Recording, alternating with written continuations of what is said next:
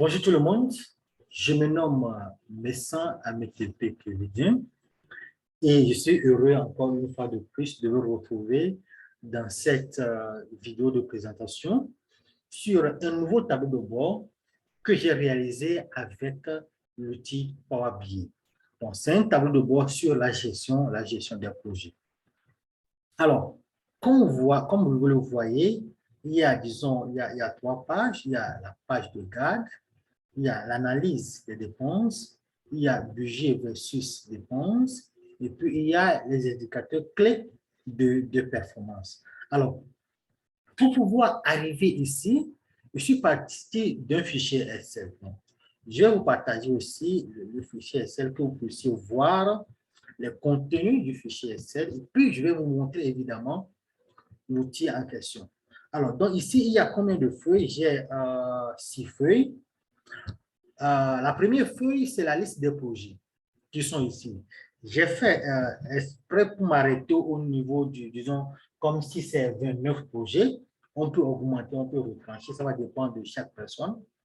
Il y a les affectations. Les affectations où je peux dire en quelque sorte, c'est les lignes budgétaires. Pour chaque projet, on a évidemment le projet, le montant global pour le projet, mais dans le projet, il y a les lignes budgétaires. Donc, que j'ai nommé ici, les affectations. Après, évidemment, quand on parle du projet, il y a les chefs de projet. Vous allez avoir les chefs de projet qui vont vraiment faire quoi? Qui vont suivre vos projets au fur et à mesure. Et il y a les tâches aussi qui sont là. Maintenant, il y a cette partie où il y a les budgets.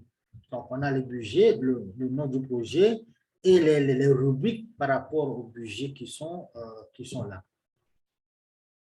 Maintenant, il y a la partie dépenses où il est important de pouvoir renseigner ça chaque jour, chaque semaine, chaque mois, ou bien ça va dépendre de chaque personne pour que vous puissiez enrichir ces éléments-là dans le but de pouvoir avoir les éléments automatiques au niveau du logiciel Power BI, au niveau de notre tableau de bord sur la gestion de projet. Donc ici, il y a la date, il y a le projet, la tâche, le chef de projet, l'affectation, ainsi de suite, jusqu'à arriver à la fin.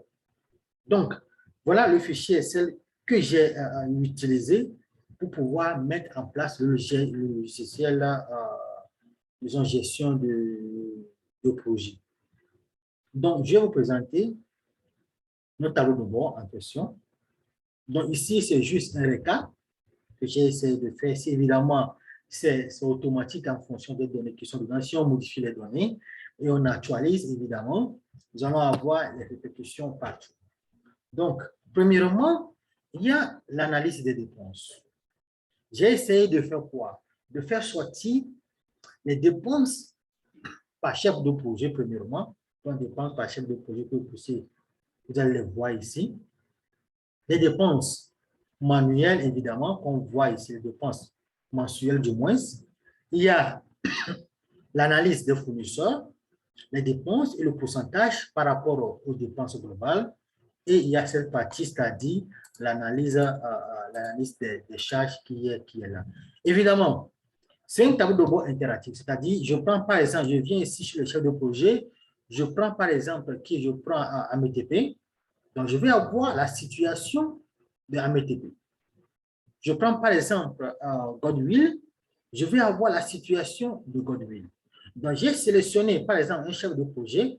Je peux sélectionner, il s'agit de quel projet en question. Je peux sélectionner le projet. Par exemple, je prends un projet, disons projet 15. J'ai la situation du projet 15. Je peux aller encore plus loin, c'est-à-dire je vais sélectionner les tâches. Je peux sélectionner la période. Je peux sélectionner les lignes budgétaires. Donc ici, donc, vous allez avoir quoi? L'ensemble des analyses par rapport aux dépenses. Donc, après, évidemment, je peux les effacer pour pouvoir avoir ma situation au départ. Donc, ça, c'est la partie analyse des dépenses. Maintenant, c'est normal, quand il y a les dépenses, il y a un budget qui est là. Donc, on va essayer maintenant de comparer le budget par rapport à nos dépenses.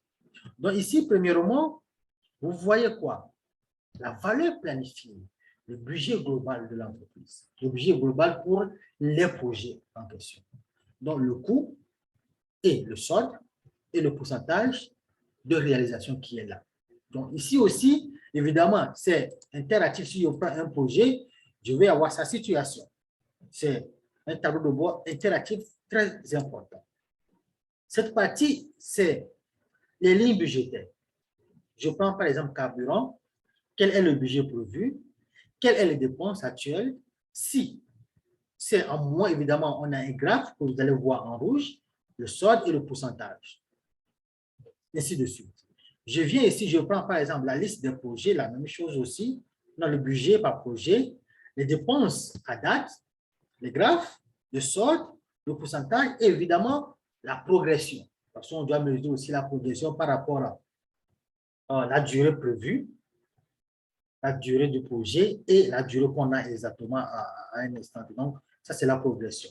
Ici, j'ai essayé juste de faire sortir les top 5 dépenses en fonction des affectations, ici par chef de projet, ici par partage. Maintenant, je quitte cette partie, maintenant je vais aller au niveau des indicateurs clés de performance. Donc ici, j'ai fait quoi? J'ai fait sortir la liste des projets qui sont là, où j'ai fait une comparaison entre la valeur planifiée réellement, la valeur acquise pour ceux qui sont dans le domaine du projet, vous avez une idée là-dessus, et puis le coût réel du projet. Évidemment, il y a ces deux indicateurs aussi qu'il faut suivre, ou c'est l'indicateur de performance du projet, ou bien l'indicateur, mais l'indice de performance des coûts. Donc, évidemment, c'est ça, ces deux-là que vous retrouvez, évidemment, avec commentaires au niveau de la page de garde. Et l'avantage ici, quand il y a des modifications au niveau des deux indicateurs, nous allons avoir les répercussions au niveau de la page de garde. Donc, on a aussi la variance de coût, la variance de délai, la progression partage. Et ici, évidemment, j'ai la possibilité de choisir le projet pour pouvoir avoir la situation du projet. Par exemple, j'ai choisi projet 16. J'ai la situation du projet 16 ici. Tous les éléments qui concernent le projet 16 sont là. Alors, donc voilà ce tableau de bord sur la gestion de projet que je voulais vous présenter. Évidemment, si vous voulez des modifications en fonction de vos données à vous, vous pouvez nous contacter. Nous sommes disponibles pour pouvoir vous répondre. Voilà. Merci à tout le monde et on se dit à bientôt pour d'autres tableaux de bord.